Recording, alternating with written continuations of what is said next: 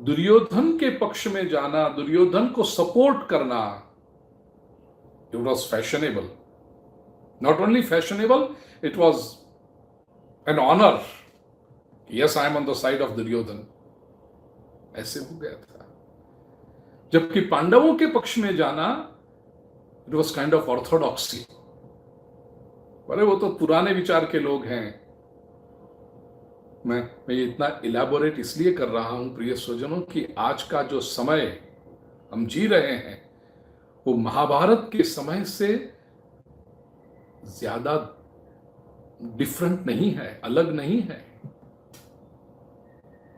आज पूरी majority of the society में आप देखो, and I don't want to brand a certain age group कि यंगस्टर्स ही ऐसा करते हैं, मैं नहीं कहूंगा. Majority of the society, eat drink and be merry, खाओ पियो मौज करो, aren't they happy with it? धर्म देखेंगे, क्या जल्दी है. एट मोस्ट धर्म is like leisure activity.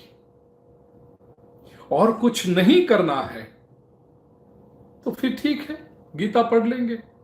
when you have nothing else to do. ये हो गया था.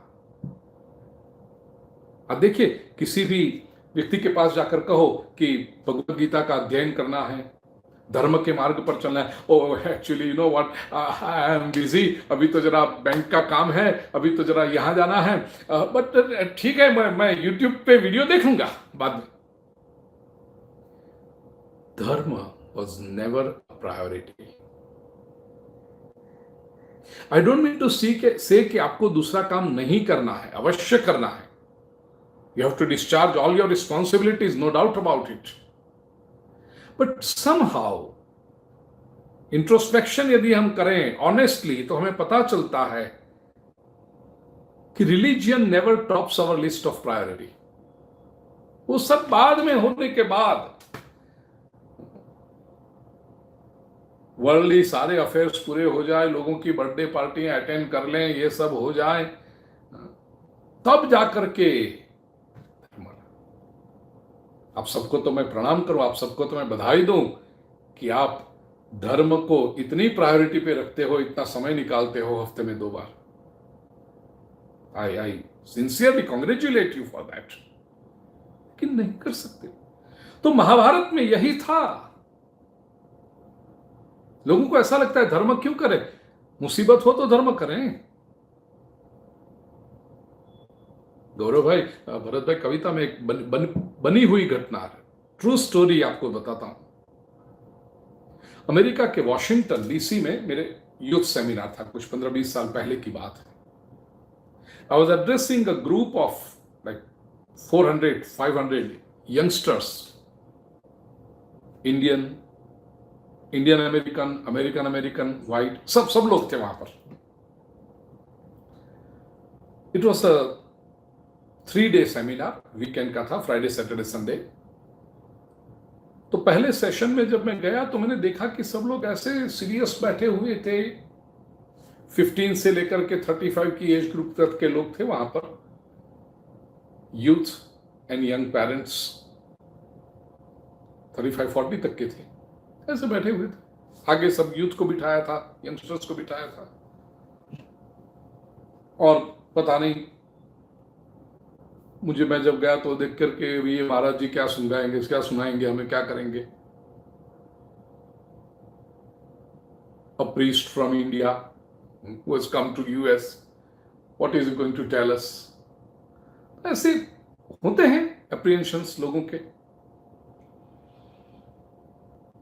शुरुआत में जाकर के लोगों को जरा मूड में लाने के लिए, पॉजिटिविटी के साथ वो मेरी बातों को सुने, इसके लिए मैंने एक प्रश्न पूछा. मैंने कहा, dear friends, do you believe in religion? And if yes, why do you worship God? पहले तो पूछा मैंने कि do you believe in God, do you worship God? तो 5-7 लोगों के हाथ ऊपर हुए. मैंने पूछा एक से कि भाई तुम क्यों गॉड वर्शिप करते हो? तो पहले ने कहा, बिकॉज वी आर इंडियंस. दूसरे ने कहा because my parents do it, तीसरे ने कहा I worship God because there is a temple in my home, चौथे ने कहा because my grandfather tells me to do so. एक लड़का मेरे सामने बैठा था, बिल्कुल ऐसे मेरे सामने ऐसे देख रहा था, कांस्टेंट वो एक एज इफ लेजर आइज से मुझे स्कैनिंग कर रहा था कॉन्स्टेंटली मेरा। तो मैंने उसे खड़ा किया, मैंने पूछा उसे, मैंने कहा my friend please answer me, do you worship God? He said no, we are happy. अब देखो ये उसका उत्तर है, I don't worship God, why? Because we are happy. इसके मन में क्या था? ईश्वर की उपासना, ईश्वर की भक्ति कब करनी चाहिए? When do you need God? When you have some problem. So for him God was a remedy,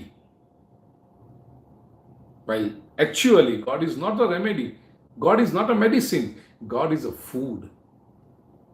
बीमार हो गए हो तब आपको दवाई चाहिए, फूड तो रोज चाहिए, भोजन तो रोज चाहिए।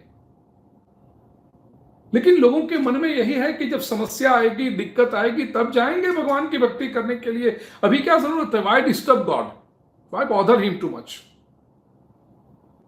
दुर्योधन के समय में भी प्रिय स्वजनों यही तो ईगो है दुर्योधन का, कि मैं कन्विंस कर सकता हूं।